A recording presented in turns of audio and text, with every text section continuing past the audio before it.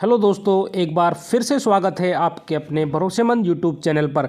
पेंशनभोगी मंच के लगातार दबाव के चलते बुलानी पड़ी अर्जेंट मीटिंग। आगामी लोकसभा चुनाव के चलते और कर्मचारी संघ की लगातार चली आ रही मांगों को लेकर केंद्र सरकार ने खेला चुनावी दांव।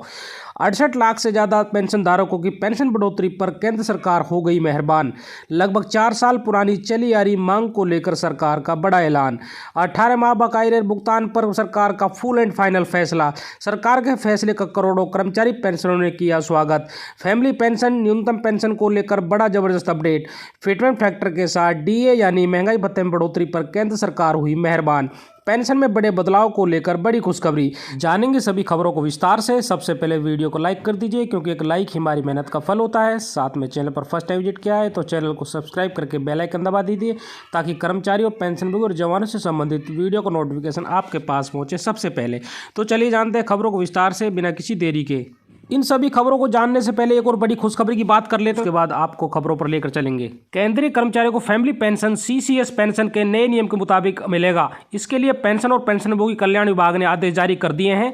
सीसीएस पेंशन नियम के 50 सब रूल 8 के तहत सरकारी कर्मचारियों को फैमिली पेंशन का लाभ मिलेगा। इस नियम के मुताबिक पेंशनभोगी की मृत्यु होने पर विधवा या वधु को मृत्यु या पुनर्विवाह की तिथि तक फैमिली पेंशन दी जाएगी, इनमें से जो भी पहले हो। मृत सरकारी कर्मचारी या पेंशनभोगी के ऐसे मामलों में जिनमें एक से अधिक विधवाओं से बच्चे हैं तो उनके समान शेयरों में फैमिली पेंशन का भुगतान किया जाएगा। अगर विधवा सिर्फ एक है तो फैमिली पेंशन पूर्ण रूप से उसको मिलेगा। विभाग के मुताबिक किसी विधवा की मृत्यु या अपात्रता होने पर उसके फैमिली पेंशन का हिस्सा उनके बच्चों या बच्चे को देय होगा, जो नियमों को पूरा करते हैं। अगर विधवा का कोई बच्चा नहीं है तो फैमिली पेंशन का उसका हिस्सा लैप्स नहीं होगा, बल्कि दूसरी विधवाओं को समान हिस्सों में बांट दिया जाएगा।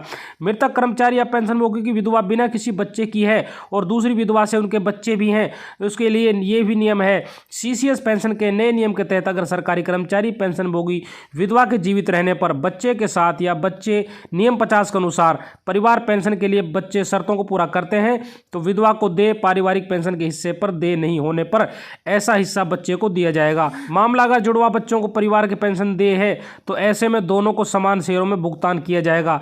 जब ऐसा एक बच्चा इसके लिए पात्रता नहीं रखता तो उसका हिस्सा भी दूसरे बच्चों को वापस कर दिया जाएगा। ऐसे में अगर दोनों पात्रता नहीं रखते तो फैमिली पेंशन अगले पात्र बच्चे या जुड़वा बच्चों को प्रदान की जाएगी। अगर मृतक सरकारी कर्मचारी की विधवा जीवित है और उसके बच्चे भी हैं या परिवार पेंशन के लिए पात्र बच्चे हैं तो विधवा के देय पारिवारिक पेंशन के हिस्से पर देय नहीं होने पर उसके बच्चों को पेंशन का लाभ दिया जाएगा या उनके बच्चों को दिया जाएगा, जो नियम 50 की शर्तों को पूरा करते हैं। जुड़वा बच्चों को फैमिली पेंशन का लाभ। ऐसे मामलों में जहां जुड़वा बच्चों को फैमिली पेंशन देय है, ऐसे बच्चों को समान शेयरों में भुगतान किया जाएगा। अगर एक बच्चा पात्र नहीं रह जाता है तो उसका हिस्सा दूसरे को वापस कर दिया जाएगा। अगर दोनों पात्र नहीं रहते हैं तो परिवार पेंशन अगले पात्र एकल बच्चे या जुड़वा बच्चों को देय होगी। सरकारी कर्मचारी के रिटायरमेंट पर पेंशन भुगतान आदेश में कुटुंब पेंशनभोगी के रूप में सरकारी कर्मचारी के पति पत्नी का नाम अंकित किया जाता है। अगर कर्मचारी की एक से अधिक जीवित पत्नियां हैं तो पेंशन भुगतान आदेश में सभी पत्नियों के नामों को उनके शेयरों के साथ अंकित किया जाएगा। अगर किसी सरकारी कर्मचारी के परिवार में एक पत्नी जीवित हो और एक मृतक पत्नी के बच्चे हैं या तलाकशुदा पत्नी से या एक शून्य विवाह से हो बच्चे हैं तो उनके नाम भी पेंशन भुगतान आदेश में अंकित होगा, लेकिन पत्नी का हिस्सा सिर्फ जीवित पत्नी को ही मिलेगा। वैसे तो केंद्र और राज्य सरकार की ओर से लाखों पेंशनर को समय समय पर कई तरह के तोहफे दिए जाते हैं। अब राज्य सरकार ने पेंशनरों को एक और खुशखबरी सुनाई है। केंद्रीय कर्मचारियों को 3 बड़ी जबरदस्त खुशियां निकलकर सामने आ चुकी हैं। इससे उनकी सैलरी और पेंशन में जबरदस्त उछाल देखने को मिलेगा। साल 2024 के कर्मचारी और पेंशनरों के लिए काफी महत्वपूर्ण रहने वाला है, क्योंकि साल की पहली 6 माह में कई बड़े बदलाव होने वाले हैं। लोकसभा चुनाव को मद्देनजर रखते हुए सरकार का पूरा ध्यान इनकी तरफ रहेगा। पहली खुशखबरी की बात कर लेते हैं। अब राज्य सरकार ने पेंशनरों को एक और खुशखबरी सुनाई है। अब से आपकी पेंशन साल में 2 बार बढ़ाई जाएगी। एक बार जुलाई और दूसरे जनवरी में। जुलाई महीने में आपकी 5% पेंशन बढ़ाई जाएगी, जनवरी महीने में आपकी 10% की बढ़ोतरी की जाएगी। यानी इस हिसाब से कर्मचारियों की पेंशन में हर साल 15% की बढ़ोतरी देखने को मिलेगी। लेकिन उससे पहले आपको बता दें कि इससे राज्य सरकार के कर्मचारियों को कोई फायदा देखने को मिलेगा। राजस्थान सरकार ने न्यूनतम आय गारंटी कानून लागू कर दिया है। राजस्थान देश का पहला ऐसा राज्य बन चुका है जिसने एक कानून लागू किया है। इस गारंटी कानून से हर साल पेंशन में बढ़ोतरी देखने को मिलेगी, साथ ही सामाजिक सुरक्षा पेंशन की गारंटी भी दी जाएगी। देश भर के करोड़ों पेंशन धारकों के लिए एक और बड़ी खुशखबरी आ चुकी है। अक्सर देखा गया है कि पेंशनभोगी अभाव में जीते हैं, क्योंकि उनकी पेंशन काफी कम होती है। ऐसे में वो अपना गुजारा नहीं कर पाते पाते हैं, उसी को देखते हुए संसदीय समिति ने सिफारिश दिया था कि पेंशन में 65 साल से ही एडिशनल पेंशन का फायदा दिया जाए। अभी के नियम के हिसाब से 80 साल पूरी करने के बाद आपकी पेंशन में 20% की बढ़ोतरी की जाती है, लेकिन ऐसी बढ़ोतरी करने का कोई फायदा नहीं होता क्योंकि उतनी उम्र तक बहुत ही कम पेंशन धारक जिंदा रह पाते हैं। पेंशन धारकों की कठिनाई को देखते हुए संसदीय समिति ने एडिशनल पेंशन को लेकर केंद्र सरकार को 2 प्रस्ताव दिए थे। पहला प्रस्ताव यह था कि हर साल पेंशन में 1% की बढ़ोतरी की जाए।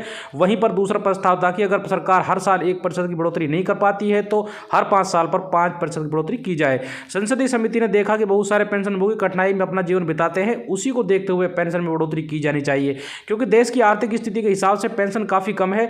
दूसरे देशों में पेंशन धारकों को बहुत अच्छी खासी पेंशन मिलती है, लेकिन भारत में पेंशन की मात्रा दर बहुत कम है। ऐसे में पेंशनभोगी अपना जीवन कैसे बिताएंगे, उसी को लेकर संसदीय समिति ने केंद्र सरकार के पास प्रस्ताव भेजा। देश भर के करोड़ों केंद्रीय कर्मचारी पेंशन धारकों के लिए साल 2024 की पहली गुड न्यूज, महंगाई भत्ते का नया आंकड़ा जारी हो चुका है। अच्छी खबर यह है कि महंगाई भत्ता 50% का मिलना लगभग तय माना जा रहा है। पिछले आंकड़ों तक की महंगाई भत्ता इसके करीब पहुंच चुका है। रिटेल और थोक महंगाई दर में जबरदस्त उछाल का इशारा मिल चुका है। महंगाई भत्ते के आंकड़ों में जबरदस्त उछाल देखने को मिल सकता है। ये कन्फर्म हो चुका है कि कर्मचारियों को 1 जनवरी 2024 से 50% महंगाई भत्ता तो मिलेगा ही, साथ में 51% मिलने से इनकार नहीं किया जा सकता क्योंकि दिसंबर या सीपीआई इंडेक्स के नंबर सभी बाकी हैं। अगर इंडेक्स में तेज उछाल आता है तो महंगाई भत्ता 50% के पार भी पहुंच सकता है, लेकिन यह कन्फर्म हो चुका है कि फिलहाल कर्मचारियों को 4% महंगाई भत्ता बढ़ने की पूरी उम्मीद है और महंगाई भत्ता 46% से बढ़कर 50% हो जाएगा। आगे बात करते हैं 18 माह बकाया भुगतान को लेकर आई बड़ी खुशखबरी की। याद रहे करोड़ों केंद्रीय कर्मचारी पेंशनर लंबे समय से अपने अटके 18 माह बकाया एरियर भुगतान को लेकर मांग करते आ रहे थे।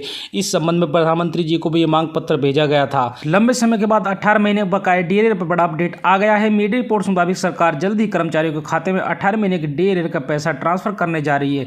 सरकार ने लोकसभा में भी 18 महीने के डीएरियर के बारे में जानकारी दी थी। सरकार ने बताया था कि कोरोना महामारी के दौरान कर्मचारी रोके गए महंगाई भत्ते से सरकार को 34,402 करोड़ का फायदा हुआ था। 48 लाख ज्यादा केंद्रीय कर्मचारी, 68 लाख ज्यादा पेंशनर को जल्द ही डीएरियर का पैसा मिल सकता है।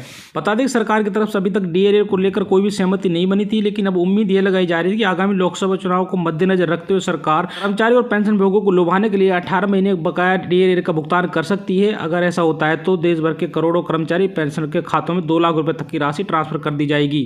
साल 2024 की शुरुआत हो चुकी है और इसके शुरू होने के साथ ही केंद्रीय कर्मचारियों के लिए भी बड़ा अपडेट आया है। इसके तहत कर्मचारी की सैलरी में जल्दी बम्पर बढ़ोतरी देखने को मिल सकती है। पहले उम्मीद थी कि सरकार साल खत्म होते होते इस पर बड़ा फैसला ले सकती है, लेकिन अब कर्मचारियों को नए साल का तोहफा मिल सकता है। अब केंद्र सरकार कर्मचारियों को उम्मीद है कि सरकार जल्दी फिटमेंट फैक्टर को रिवाइज करने का ऐलान कर सकती है।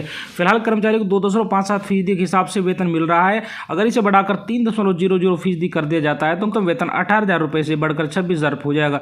देश के सरकारी बैंक के कर्मचारी और पेंशनरों के लिए एक बड़ी खुशखबरी सामने आई है। 1 नवंबर 2022 से पेंडिंग सैलरी बढ़ोतरी मांग पर सहमति बन चुकी है, जिसका मतलब अब सरकारी बैंक के कर्मचारियों की सैलरी बढ़ सकती है। इंडियन बैंक एसोसिएशन और यूनियन 5 सालों के लिए 17% सैलरी रिवीजन करने पर सहमत हुए हैं।